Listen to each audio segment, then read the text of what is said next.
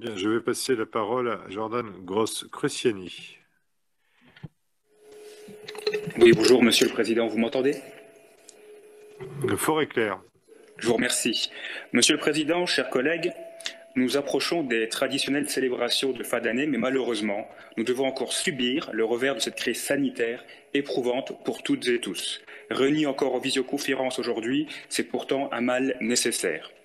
J'ai encore une pensée particulière pour nos soignants et professionnels de santé, pour les familles en deuil, mais surtout pour nos entrepreneurs, artisans ou commerçants qui, pour beaucoup, ne se relèveront pas des décisions incompréhensibles du gouvernement. Je ne dis pas que rien n'a été fait, mais parfois à quel prix? Je pense notamment à ceux qualifiés de commerces non essentiels, mais surtout au monde de l'hôtellerie-restauration, de la culture, du spectacle et des loisirs. Combien de faillites avant que nous prenions la mesure de la situation? L'économie ne peut pas vivre sous perfusion de l'emprunt, car les dettes d'aujourd'hui sont les sacrifices de demain.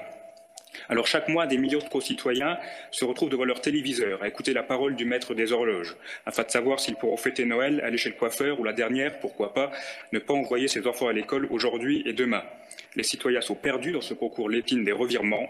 Il n'est pas question pourtant de minimiser la situation de la crise sanitaire et la nécessaire prudence de tous, mais attention aux effets contre-productifs.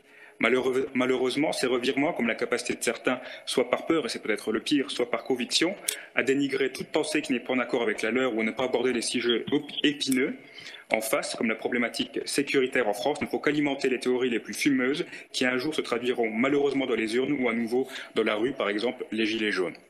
À l'inverse, et il faut prendre exemple là-dessus, les collectivités ont souvent été des modèles de dialogue, d'adaptation et de réactivité, qu'il s'agisse des régions, mais aussi de ces milliers de petites communes rurales qui se sont organisées, qui ont témoigné d'une solidarité sans faille, malgré leurs moyens limités pour soutenir les plus fragiles.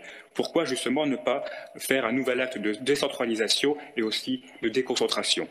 Régionalement, depuis le début de la crise, l'exécutif a su réagir rapidement pour soutenir de nombreux secteurs. Les différentes des mesures à l'unanimité le prouvent et il faut le reconnaître.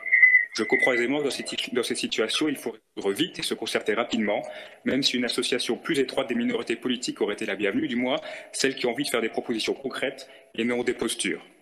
Je salue par exemple le dispositif Résistance et leurs bénévoles ou les primes pour nos jeunes étudiants infirmiers ou aides-soignants et nous l'avions aussi proposé l'aide aux banques alimentaires et bien d'autres, c'est une bonne chose. Je réitère d'ailleurs mon souhait, alors que demain nous lançons la première réunion du groupe de travail sur la laïcité, de relancer enfin celui sur le handicap. Depuis fin 2018, trop peu de réunions et comme Soran, je ne vois pas le rapport de constat et de propositions venir. Je voudrais souligner néanmoins la méthode et j'invite à prendre exemple sur les groupes de travail sur les parcs naturels régionaux ou le pacte ruralité qui ont associé réellement les élus pour un vrai travail de partage et d'action. Alors la crise sanitaire doit nous faire sortir des logiques politiques, surtout à un niveau local. Certes, cela est plus facile dans une commune ou dans un département qu'à un niveau régional, mais en cette année de Gaulle, ne devrions-nous pas nous aspirer un peu, si ce n'est nationalement mais localement, par une véritable union nationale? Un peu utopiste sûrement, mais si on veut redonner confiance dans la politique et éviter de grossir les rangs, toujours plus nombreux des abstentionnistes, n'est-ce pas là aussi le rôle de l'élu?